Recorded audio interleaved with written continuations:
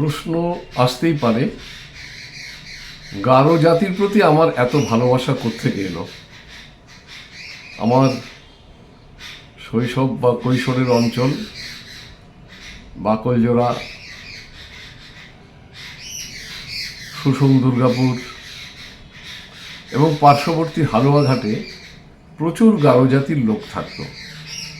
এবং আমাদের এখানে যে দুটো স্কুল ছিল, একটা ছিল মিশনারি স্কুল বিরিশিরি, সেখানে বেশিরভাগ ছিল গারো ছাত্র, বাঙালি ছাত্র ছিল। আর একটা হচ্ছে কুমোরচন্দ্র মেমোরিয়াল, এটাতে বাঙালি ছাত্র বেশি, গারো ছাত্র কম। কিন্তু বন্ধুত্বের জন্য ভাষা কোনো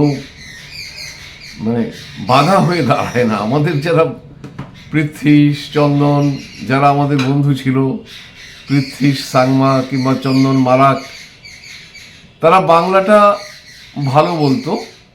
কারণ হচ্ছে যে মিশনারি স্কুল ছিল বিরিশিরি, সেখানেও পড়ানোর মিডিয়াম বাংলা, আর কুমোরচন্দ্র মেমোরিয়াল তো পড়ানোর মিডিয়াম বাংলাই ছিল, বাংলাতেই পড়াশোনা করতো।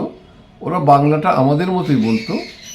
আমরা কিছু কিছু গারো ভাষা জানতাম, যেরকম ভাত হচ্ছে মি, চাল হচ্ছে চি, আর পাহাড় হচ্ছে আচিক।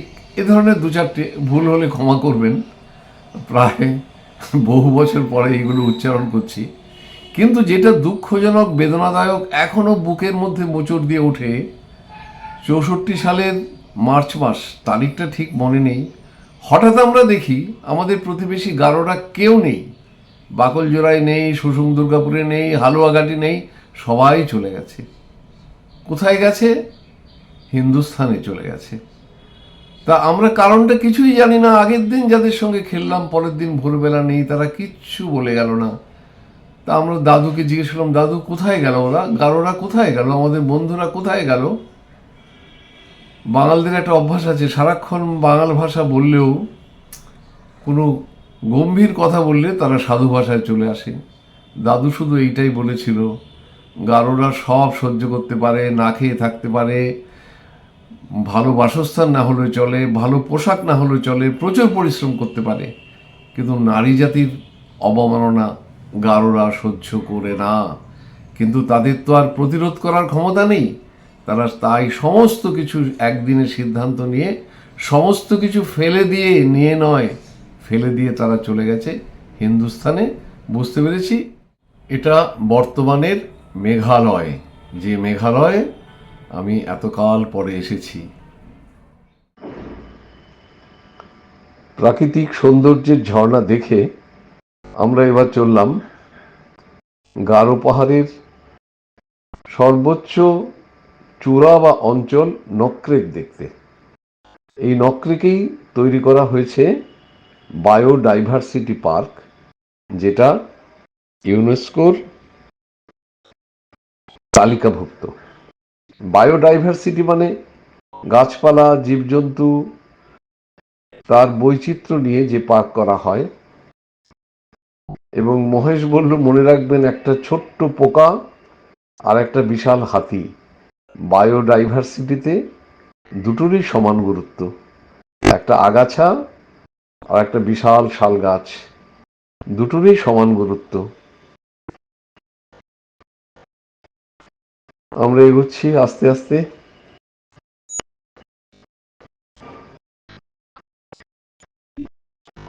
তবে কথা বলার চেয়ে চেয়ে দেখা অনেক আনন্দের। আমার সঙ্গে সঙ্গে আপনারাও দেখুন এই পাহাড়ি সৌন্দর্য।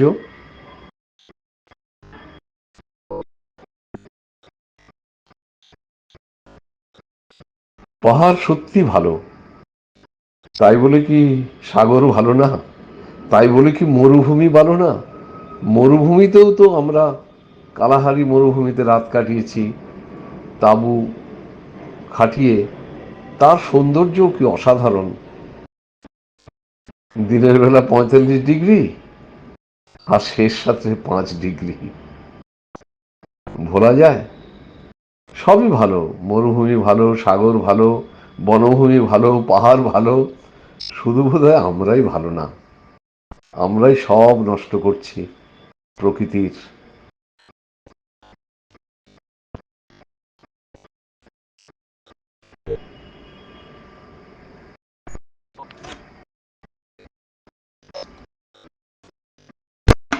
একটা অনুরোধ আমি প্রতিবারই করি, আবার করছি, যদি আমার ভিডিওটা আপনাদের ভালো লাগে লাইক দেবেন, শেয়ারও করতে পারেন, আর সাবস্ক্রাইব অবশ্যই করবেন।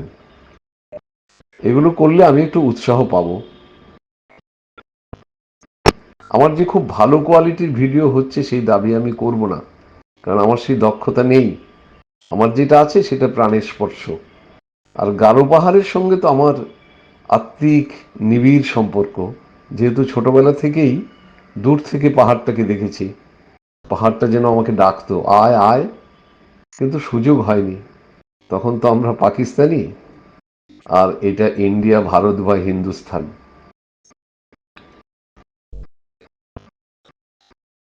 আজকে শুধু মন ভরে নয়, প্রাণ ভরে দেখছি।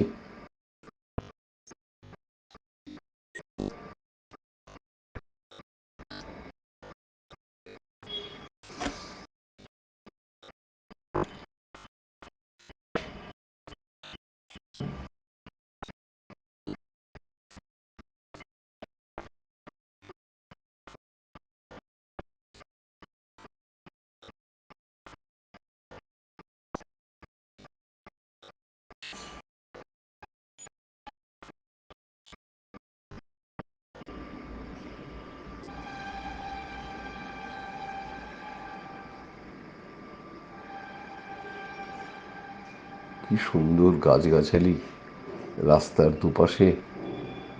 যাদের চোখ খারাপ তারা এখানে ঘোরাঘুরি করলে বোধহয় চোখটাও ভালো হয়ে যাবে।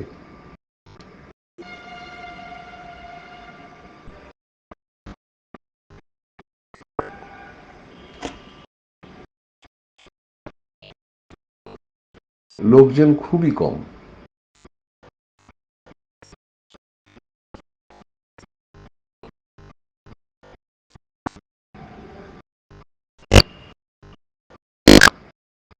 একটু মেঘলা, আলোও কম।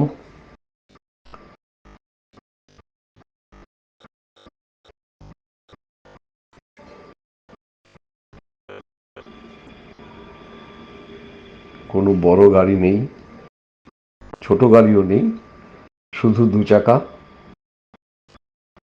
আমরা জানি তারাও চলেছেন নকরেকের দিকে।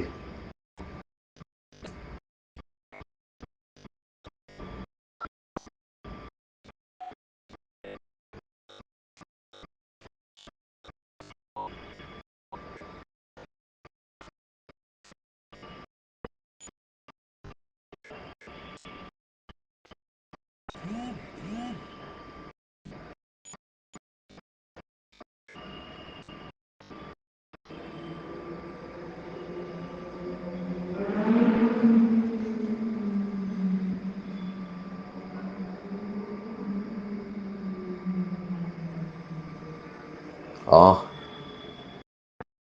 আকাশ মেঘাচ্ছন্ন, একটু শীত শীতে ভাব। কি অপরূপ দৃশ্য!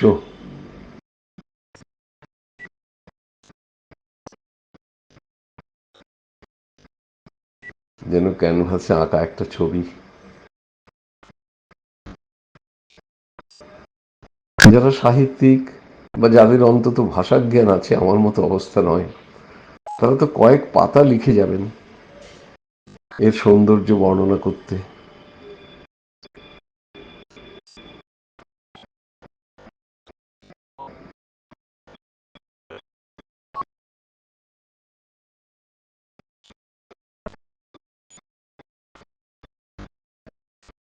খুবই নির্জন রাস্তা। অন্য পাহাড়ি অঞ্চলে এটা দেখা যায় না, আমাদের দার্জিলিং এ তো কখনোই নয়।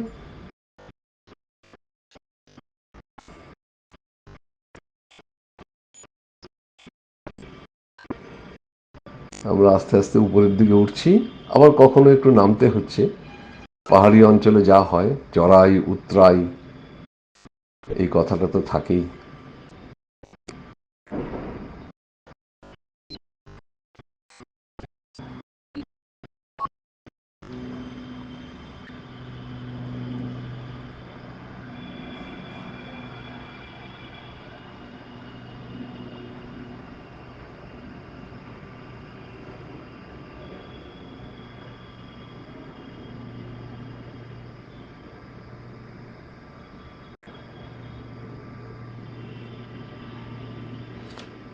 এটা হচ্ছে নকরেক বনাঞ্চলে ঢোকার গেট। টিকিট কেটে আমাদের ঢুকতে হবে। তার উপরে নকরেক আমরা ঢুকে পড়েছি।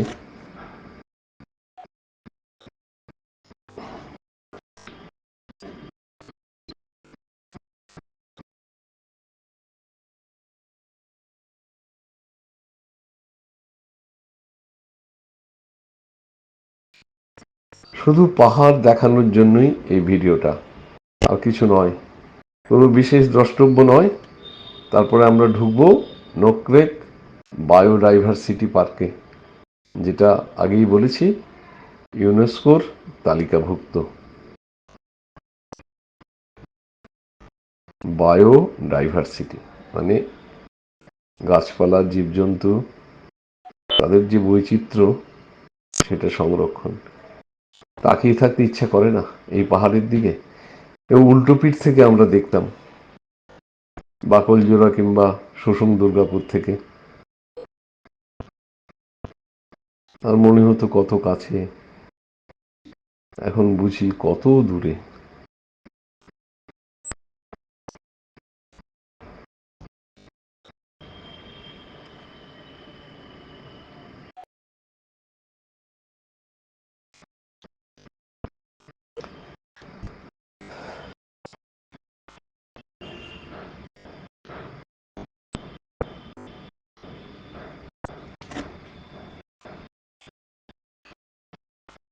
গাছের পাতা কত সবুজ, নীলচে সবুজ।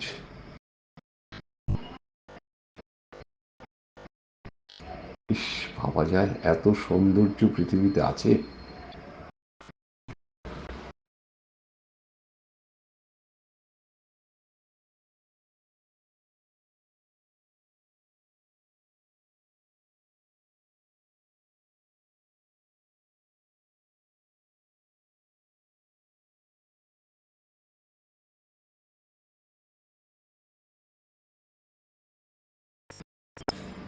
কালচে মেঘলা আকাশও এত সুন্দর, কেন জানি না আমার এত আবেগ কোত্থেকে আসছে।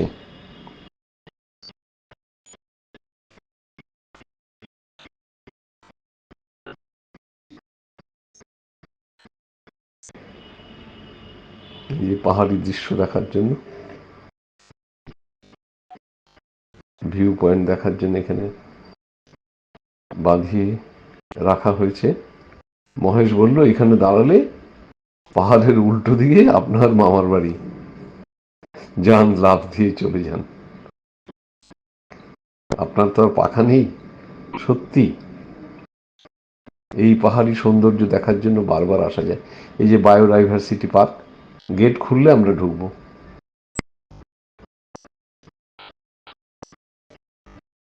ঢুকলাম। আমার ভিডিও এখানেই শেষ। দয়া করে সাবস্ক্রাইব করবেন, লাইক দেবেন, শেয়ার করবেন।